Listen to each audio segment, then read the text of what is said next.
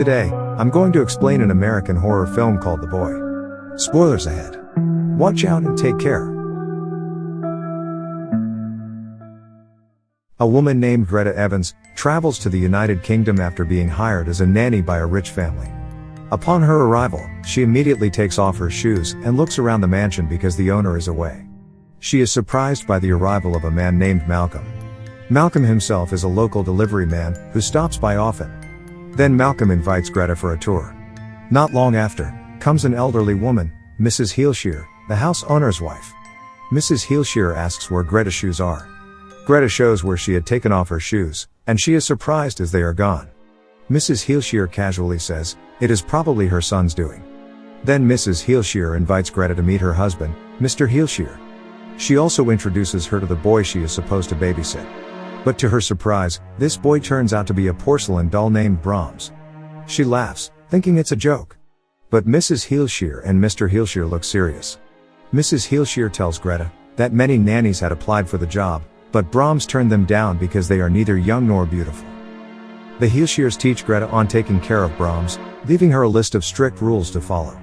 This includes reading to Brahms in a loud and clear voice, playing loud music for him, keeping the leftovers in the fridge, setting a mousetrap, and giving Brahms a goodnight kiss. Mrs. Heelshear tells Greta that Brahms is shy and only moves when no one is watching. Mr. and Mrs. Heelshear then ask Brahms his opinion on Greta. Greta feels strange with what she sees. Mr. Heelshear closes the door for privacy. Before long, the two of them come out and tell Greta that Brahms likes Greta and he wants her to babysit him. Greta calls her sister to tell her about her experience in the house. The following day, Greta hears Mrs. Heelshear, who is angry because it turns out that Brahms ransacked his room. Then, Mr. Heelshear comes, saying that they are going on vacation, leaving Greta alone with Brahms. Mr. Heelshear shows some of Greta's schedules for the next few days. After they leave, Greta begins to ignore the rules, leaving Brahms alone. Greta wakes up hearing strange noises in the middle of the night, and Greta immediately looks for the source of that strange noise. While in front of a painting,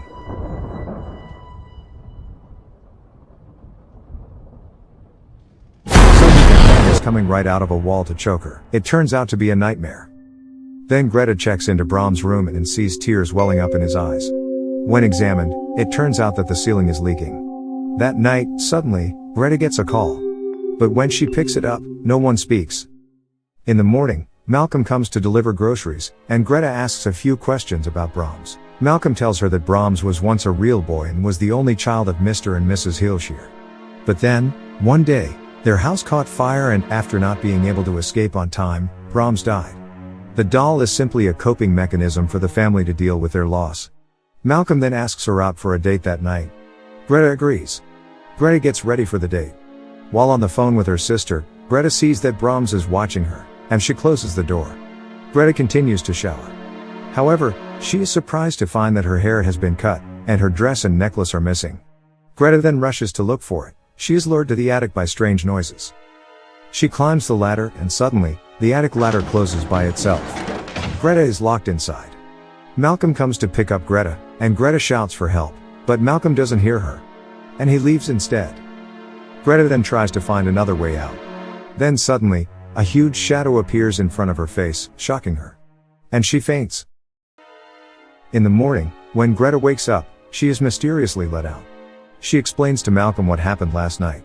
It turns out that the ladder can close and open on its own. Greta asks Malcolm about Brahms once again, and he states that there are two rumors about Brahms. There are some people in the town who feel sorry for him as they remember him being a very good boy, but on the other hand, there are others who claim that the boy was evil. Later that night, Greta calls her sister again. Her sister tells her that her abusive ex-boyfriend named Cole has been trying to find out where she is. Greta hates Cole very much.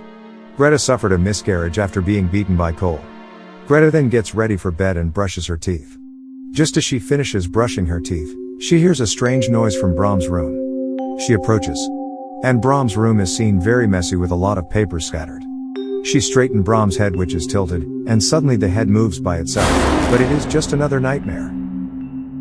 The next day, Greta goes to Brahms' room and sees that Brahms has changed his position. He sits with her schedule beside him as if he is asking Greta to obey and do everything as scheduled. Greta, who is shocked, immediately runs to her room and tries to call her sister. Suddenly the phone rings. As Greta answers the phone, a child's voice is heard telling Greta to follow the rules. Follow the rules. Then a shadow appears under the door, and a child's voice is heard. Greta now realizes that the doll holds far more secrets than she had initially imagined. The doll is alive. Greta then opens the door and sees a tray of food filled with sandwiches that Brahms has given her. At that time, Greta has mixed feelings.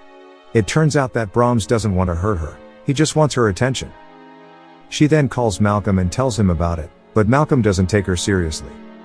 A scene later reveals Mrs. and Mr. Heelshear writing a letter to Brahms which states, "We cannot bear to live with what you have become. The girl is yours now." After writing this letter, both Mr. and Mrs. Heelshear stuff their coats with rocks and commit suicide. Greta, who now realizes that Brahms is only the spirit of an innocent young boy who wants to be cared for, is then starting to be nice to Brahms and do the things entrusted to her. The following day, Malcolm comes with a letter from Mrs. Heelshear and Mr. Heelshear. He also asks Greta out for a walk that evening. However, Greta now feels responsible for Brahms and refuses Malcolm's invitation. Disappointed, Malcolm leaves.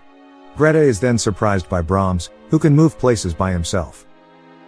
The following day, Greta asks Malcolm to come, to show that Brahms is actually alive. At first, she fails to prove it because the doll only moves when no one is watching. So she then leaves the doll alone and it moves. Eventually, Malcolm believes her. That night, Malcolm stays with Greta.